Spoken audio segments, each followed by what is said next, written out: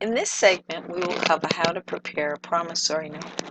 Remember, most people finance the purchase of real estate by borrowing money from a lender, usually a bank. For purposes of your outside project, you will prepare a note where you are the borrower, and you will be borrowing from the lender the amount that you plan to borrow as reflected in paragraph 26 of your purchase and sales agreement. To start, you click on the note document that's found under Content in Blackboard in week 7. If you look at the document, you'll see that the note is a very simple document, and all it really contains is a promise by the borrower to repay the amount borrowed. If you read the note, you'll see that it talks about how much it is borrowed, when the amount will be paid back, how much will be paid, and when it will happen when it's not paid back. There's really not much more in the note than that. So if you look to the top left, this is where you insert the date. You need to insert the date of your closing.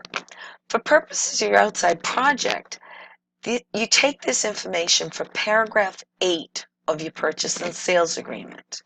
Okay, so if that were going to be June 6, well, let's make it June 26. You would stick that here, and then the year, 2015, like that. All right.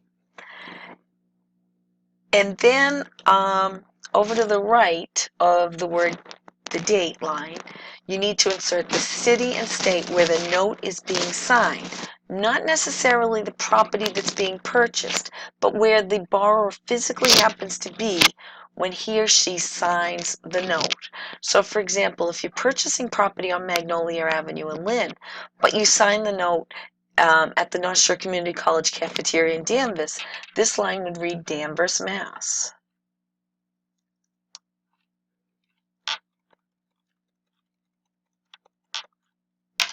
So it would look like this. And you can clear out these lines if you want, completely, like this. Or you can leave it with the lines in place. It doesn't really matter. You can do something like that, okay? Then down below this, well, that's the only problem with doing this. You gotta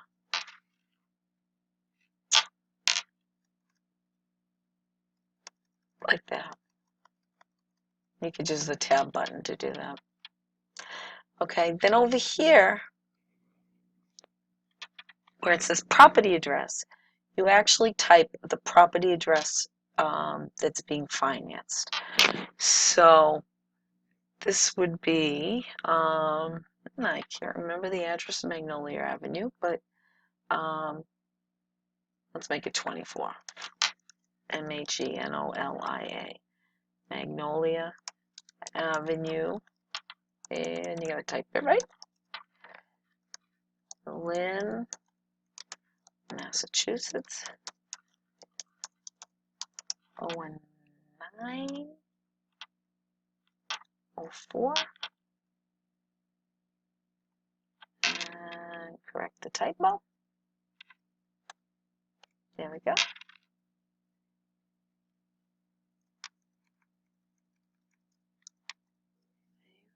Okay. And then in paragraph 1 of the note, you insert the amount of money that's being borrowed. And this will be found in paragraph 26 of your purchase and sales agreement. So let's make it $200,000. All right. So that's the amount being borrowed, which is called principal, plus interest to the order of the lender. And in here at this point, you insert the name of your lender. For purposes of your outside project, you're going to be making up the name of the lender. So you can either use a real bank, so you could put Eastern Bank or Bank of America, or you could have a made-up lender like Second Bank of Lynn. Okay. So the lender is the Second Bank of Lynn. I will make payments under the note. in the form of cash, check, or money order. Okay, like that. Then in paragraph 2, you have to insert the interest rate. Okay, in real life, the bank that's actually financing the transaction would tell you what the interest rate is. For purposes of your outside project, you can make up an interest rate, or you can look online and see what the current or the going rate is. But let's make it 5%. Okay, so it's 5%. And when you get to paragraph 3, you have to insert the first payment date due under the mortgage. Typically, mortgages are due on the first day of the month, but it is the first day to occur after the closing date. So if you close on June 26th, July 1st is the first of the month that goes by, and then August 1st is the second first. So this would be the first day, and like I said, mortgages start on the second first of August,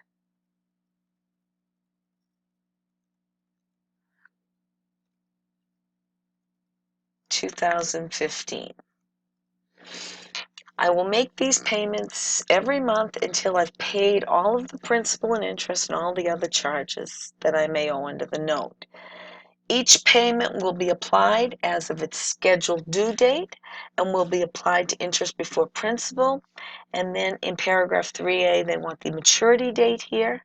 Okay, so it's the month prior to the first payment date month, so that would be July, because July is the month before August, first, and then depending on the number of years the loan is, you would add that number to the year that you're doing your loan. So if it's a 30-year loan and it's 2015, this becomes 2045, okay?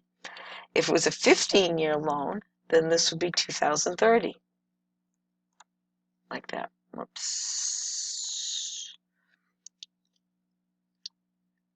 There we go. Okay. So what it's saying is you'll make payments up till that date. If on that date you still owe money, you'll pay it in full. Okay. This next line requires the address to the bank. So if you've used a real bank like Easton or Bank of America, you could put their actual, headquarters. So Easton Bank would be 1 Easton Place, Lynn, Mass. 01901. Okay? If you've made up a bank like I have, make up an address. 30 Washington, spell it right though, Washington Street, Salem, Massachusetts, 01970, that kind of thing. Or at a different place if required by the note holder. Okay, now you come down to paragraph 3B, which requires you to insert the monthly principal and interest that's due. All right, in real life, if you want to actually calculate this out, if you Google mortgage calculator or mortgage amortization, just do it as a Google search. You'll be able to find these calculator programs that will tell you what the principal and interest is if you borrow $200,000 for 30 years at 5%, or $200,000 for 15 years at 5%. So you just put in those three factors, and you got to give the years in months. You'd have to multiply the years times 12 to get how many months the loan is, and actually just calculate out what the principal and interest is. But for purpose of your outside project, I don't care if you do that. I just want you to know it's out there and you can use it. or you can just make up a number like $1,200 a month. Okay. It's good to try the calculators because you get a sense of how they work, and if you ever need to use one, you'll know how to use one. But it's not essential for the project. Okay. And then when you get to paragraph 6, 6A requires you to insert some information here about penalties or when you fail to pay on time. Okay, and there's a mass statute that requires you to insert. Basically, what it says is that if you are in default for 15 calendar days, um, the note holder can charge a late charge, and it's not to exceed 3% of the overdue payment. Okay, and that's by mass statute. All right, and then once you've done that, you have completed everything that's required under the note. I think it's worth, I'm not going to do this for you in this tutorial because I don't want to waste any more time. But read the note, get a sense of all the things that are there, how you have a right to prepay it. I mean, if you hit the lottery and you get a boatload of money and you want to pay off your mortgage, you can do so, and there's no penalty for doing that. You'll also notice that there's language here which basically says if more than one person signs this note, each person is fully responsible to pay the entire amount back to the lender.